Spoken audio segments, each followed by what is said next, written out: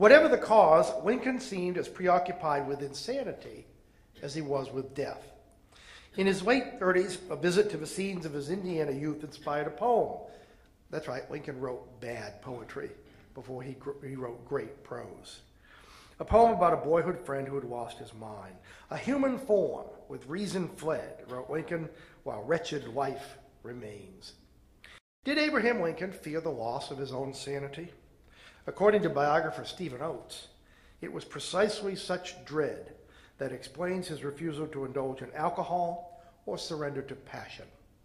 Americans, Lincoln told his Springfield neighbors in 1842, must place their reliance on, quote, reason, cold, calculating, impassioned reason. It was Lincoln's fate to be a rational man in an irrational time. And then there was slavery. Never, he said, as an adult, was there a time when slavery didn't have the power to make me miserable. In fact, Lincoln was still an infant when his parents joined an abolitionist branch of the Baptist Church. The family's subsequent move to Indiana was at least partly influenced by Thomas Lincoln's disdain for the South's peculiar institution. At the age of 19, Thomas's son had his first encounter with the trafficking of human beings. Lincoln took a flatboat down the Mississippi to New Orleans, and there was much about New Orleans that impressed him. It was the first city he'd ever seen, and it was then, as now, an exotic place, overwhelming sensually. On the other hand, before he left, Lincoln also came face to face with a slave auction. It was the first time he'd ever seen this, and it horrified him, and I think it left an imprint on him for the rest of his life. A decade later, in politics, he told the Illinois legislature that slavery was, in his words, founded on both injustice and bad policy. In 1838, the rising politician told an audience in Springfield, as a nation of free men, we must live through all time or die by suicide. The law, after surveying, may have been Lincoln's livelihood, but politics was his life. You will never begin to understand Lincoln unless you understand he is a political animal. Ambition defined what I call his permanent campaign.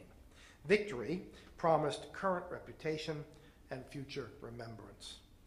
To Joshua Speed, his closest friend, Lincoln confessed in 1841 that he would be perfectly willing to die then and there.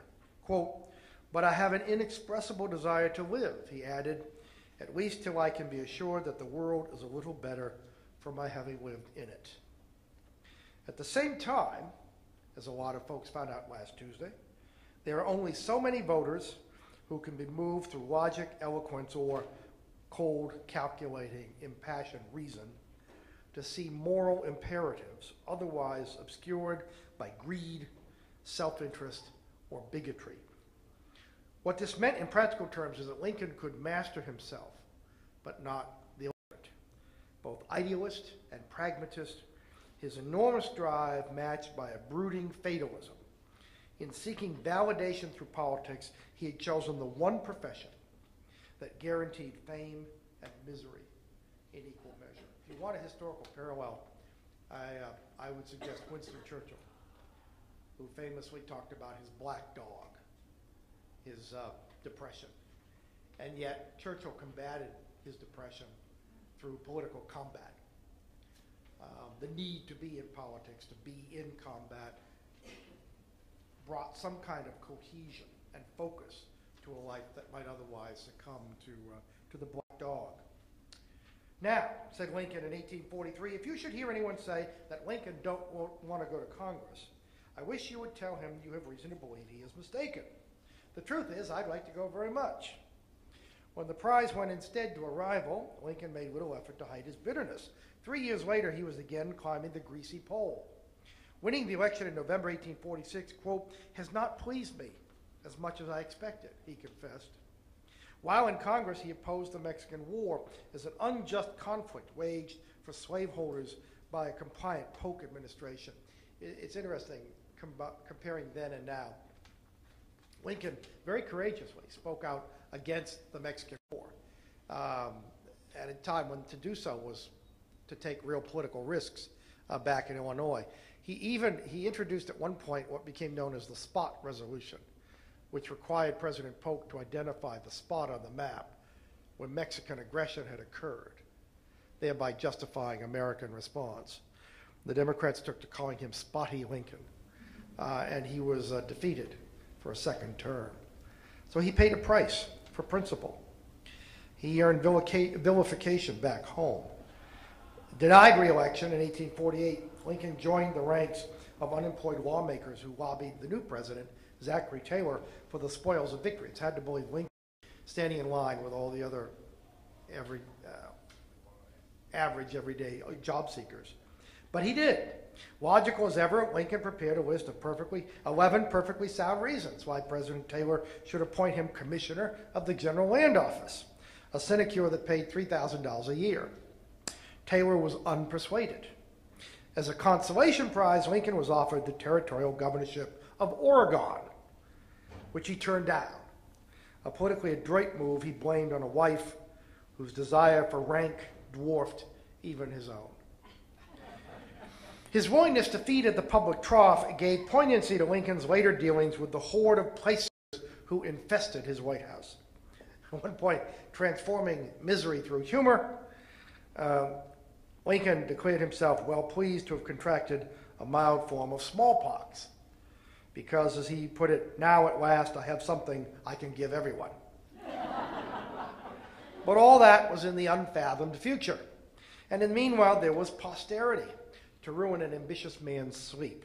Had he died in 1849, or even 5 years after, following his first unsuccessful campaign for the United States Senate, Lincoln would be little noted nor long remembered today. Whatever else they held in store, events would spare him that fate. Instead, they would bury the man in a shroud of democratic myth-making and self-sacrificing nobility. Under the circumstances, his relationship with Mary Todd might best be understood in terms instantly recognizable to modern audiences as a political partnership. Unlike the vast majority of well-bred, well-read young ladies of her day, Mary loved the cut and thrust of the public arena, to which she was denied admission on account of her sex. So she played at politics vicariously. Her father's close friend, Henry Clay of Kentucky, was Lincoln's great political hero. That's what really brought them together. I sometimes say Henry Clay was the matchmaker who brought Abraham and Mary Lincoln together. Today, Mary would be a candidate. In the 19th century, she didn't have that option. So she channeled all of her energies, and they were fierce, through this ungainly one-term congressman who, by the mid-1850s, was universally regarded as a man whose political career was over. As fiercely loyal as Nancy Reagan or Hillary Clinton, Mary Lincoln glimpsed a destiny visible to few others. That said, the Quaker Brown Lincoln residence at the corner of 8th and Jackson Streets in Springfield may well be considered the original house divided.